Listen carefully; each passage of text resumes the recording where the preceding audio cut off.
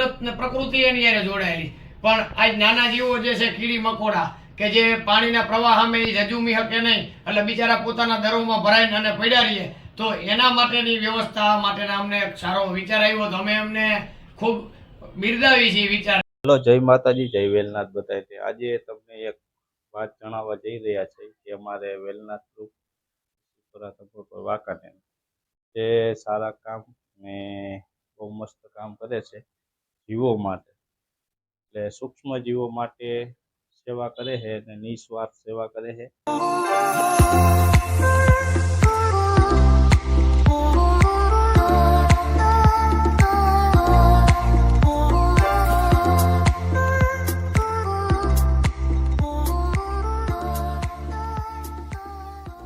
તારીખ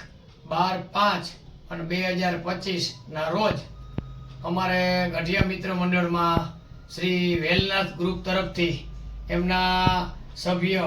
અમારા જે નજીકના નિકટના મિત્ર છે એવા શ્રી સંજયભાઈ અને તેમના સભ્યો, અમારે ગઢિયા મિત્ર મંડળમાં એ લોકોને એવો ભાવ થયો ભાઈ તમે સેવાકીય કાર્ય કરો છો, તો અમે વેલનાથ ગ્રુપે એક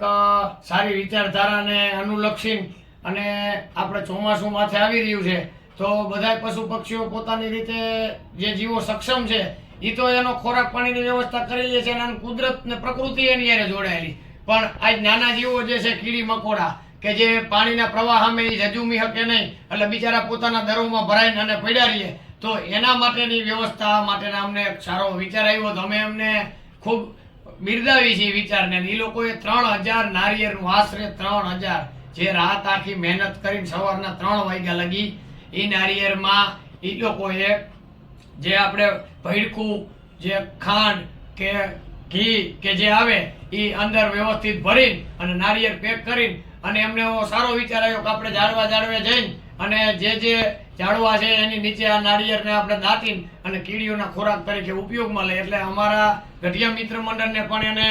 બિરદાવ્યું છે અને 100 નાળિયેર એ લોકો આજ અમને ભેટ સ્વરૂપે આપી ગયા છે કે ભાઈ તમે પણ તમારા ગઢિયા જંગલની માલિપા જઈને અને એક આ સેવાનું ભગીરથ કાર્ય કરો. તો મારા અને મારા ગઢિયા મિત્ર મંડળ તરફથી અને એક પ્રકૃતિ પ્રેમી તરીકે વેલનાથ ગ્રુપને મારી ખૂબ ખૂબ શુભેચ્છા, અને માતાજી આવા નવા સારા કાર્યો કરવાની અમને ખૂબ પ્રેરણા આપે. બોલ શ્રી ગઢિયા હનુમાનજી મહારાજ કી જય.